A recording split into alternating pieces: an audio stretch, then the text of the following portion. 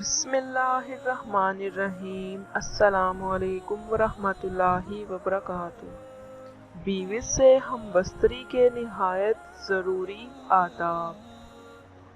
بیوی سے ہم بستری کسی ایسی جگہ پر کی جائے جہاں پر کسی بیوی سے ہم بستری کے وقت زیادہ باتیں نہ کی جائیں، کیونکہ بیوی سے ہم بستری کے وقت اس بات کا خیال رکھا جائے کہ منہ قبلہ کی طرف نہیں ہونا چاہیے۔ بیوی سے ہم بستری کسی ایسی جگہ پر کی جائے جہاں پر کسی غیر کی نظر نہ پڑے، کیونکہ رسول اللہ صلی اللہ علیہ وسلم کا ارشاد ہے، جو انہوں نے فرمایا، جو شخص پردہ میں چھپ کر بیوی سے ہم بستری نہیں کرتا، اس کے پاس فرشتے علیحدہ ہو جاتے ہیں اور شرمسار ہوتے ہیں، البتہ شیطان قریب ہو جاتا ہے۔ بیوی سے ہم بستری کرنے سے پہلے پیار و محبت، بوس و کنار مستحب ہے، اس لیے کہ اگر عورت کی خواہش پوری نہ ہو سکی تو اس صورت میں عورت کو رنج ہوتا ہے اور عورت اپنے خاوند سے نفرت کرنے لگتی ہے۔ اگر کوئی خاوند اپنی بیوی کو ہم بستری کے لیے بلائے تو اسے فوراً حاضر ہونا چاہیے، خواہ وہ تندور پر ہی کیوں نہ ہو، کیونکہ حدیث پاک میں ہے جس کا مفہوم ہے کہ اگر کوئی مرد اپنی بیوی کو ہم بستری کے لیے بلائے اور حاضر نہ ہو، فرشتے صبح تک اس عورت پر لعنت بھیجتے ہیں۔ بیوی سے ہم بستری کرنے کی درست جگہ آگے کا مقام یعنی فرج ہے۔ میاں بیوی جو بھی طریقہ اختیار کرنا چاہیں شریعت میں جائز ہے۔ اسلام ہر کام میں اعتدال کو پسند کرتا ہے۔ بہتر ہے کہ بیوی سے زیادہ ہم بستری نہ کی جائے کہ وہ عاجز آ جائے، اور نہ بالکل چھوڑ دیا جائے کہ میاں بیوی کی جنسی خواہش ہی ختم ہو جائے اور اعضاء سکڑنا شروع ہو جائیں۔ بیوی سے ہم بستری کرنے کا ایک اہم ادب یہ ہے کہ جب تک دونوں کو فراغت اور اطمینان نہ ہو جائے الگ نہ ہوں۔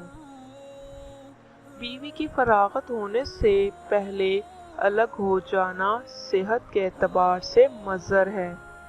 میاں بیوی کو چاہیے کہ ہم بستری کے دوران بالکل برہنہ نہ ہوں، بلکہ چادر وغیرہ اوڑھ لیں، کیونکہ رسول اللہ صلی اللہ علیہ وسلم نے ارشاد فرمایا کہ وحشی جانوروں کی طرح ننگے نہ ہو۔ ننگے ہو کر بیوی سے ہم بستری کرنے سے اولاد بے حیا پیدا ہونے کا خدشہ ہے۔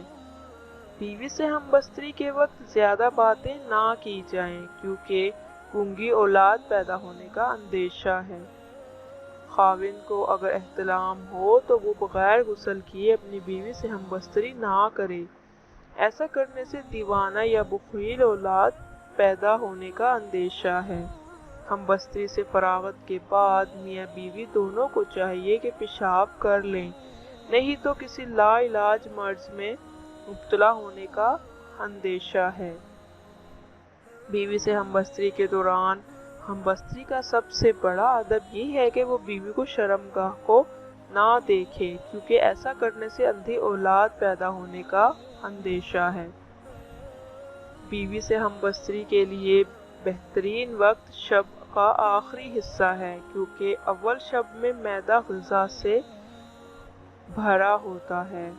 میاں بیوی سے قربت کے بعد اپنے عضو کو دھو لیں، کیونکہ اس سے بدن تندرست رہتا ہے، لیکن یاد رہے کہ ہم بستری کے فوری بعد ٹھنڈے پانی سے نہ دھویا جائے، کیونکہ اس سے بخار ہونے کا اندیشہ ہے۔ بیوی سے ہم بستری سے فراغت کے بعد اپنے بدن کو نجاست سے دھو کر صاف کر لیں اور وضو کر لیں۔ بہتر ہے کہ ہم بستری کے بعد جلد از جلد غسل کر لیا جائے، کیونکہ اگر مجبوری ہو یا آخر شب میں دوبارہ ہم بستری کا ارادہ ہو تو کم از کم فوراً وضو کر لینا چاہیے۔ بیوی کی مرضی کے بغیر خاوند جماع کے بعد باہر انزال نہیں کر سکتا، البتہ لونڈی پر پورا اختیار ہے۔ حیض و نفاس سے فراغت کے بعد بیوی سے مباشرت جائز ہے، البتہ حیض و نفاس میں عورت سے صحبت کرنا حرام ہے، اور اگر کوئی کر بیٹھے تو خوب توبہ کرنا واجب ہے۔ کسی خاوند کو 4 ماہ سے زیادہ بیوی سے علیحدہ رہنے کا اختیار نہیں، کیونکہ ایسا کرنے سے عورت کے لیے اس سے زائد مدت شوہر کے بغیر اس کی برداشت سے باہر ہے۔ اگر کسی شخص کی خوبصورت غیر عورت پر نظر پڑ جائے اور وہ اس کو اچھی معلوم ہو تو اسے چاہیے کہ گھر آ کر اپنی اہلیہ سے جمع کرے، تاکہ جوش شہوت ختم ہو جائے اور غیر عورت کی خواہش نہ رہے۔ اگر کوئی مرد شادی شدہ نہیں ہے یا اس کے پاس بیوی نہیں ہے تو شہوت غالب آ جائے تو اللہ تعالیٰ سے پناہ مانگے کہ یا اللہ اس گناہ سے بچا رکھ اور مجھے اس شیطان سے جو کہ عورت کی شکل میں میرے سامنے آتا ہے۔ کسی مرد اور عورت کے لیے جائز نہیں کہ جو باتیں راز کی مرد اور عورت کے درمیان ہوئی ہوں اس کا اظہار غیروں پر کرے، کیونکہ رسول اللہ صلی اللہ علیہ وسلم نے ارشاد فرمایا کہ ایسے جیسے ایک شیطان دوسرے شیطان سے راستہ ملتا ہے اور اپنی حاجت پوری کر کے چلا جاتا ہے، حالانکہ آدمی اس کی طرف دیکھ رہے ہوتے ہیں۔ حضرت ابو سعید خدری رضی اللہ تعالیٰ عنہ نے فرمایا کہ رسول اللہ صلی اللہ علیہ وسلم نے فرمایا کہ قیامت کے دن اللہ پاک کی نظر میں ایسا شخص بہت برا ہوگا جو اپنی بیوی سے ہم بستر ہو اور وہ اس کے راز کو لوگوں پر ظاہر کر دے، یعنی جو باتیں راز و نیاز کی ہوئی ہیں یا افعال و حرکات اس نے کی ہے اس کو بیان کرتا پھرے۔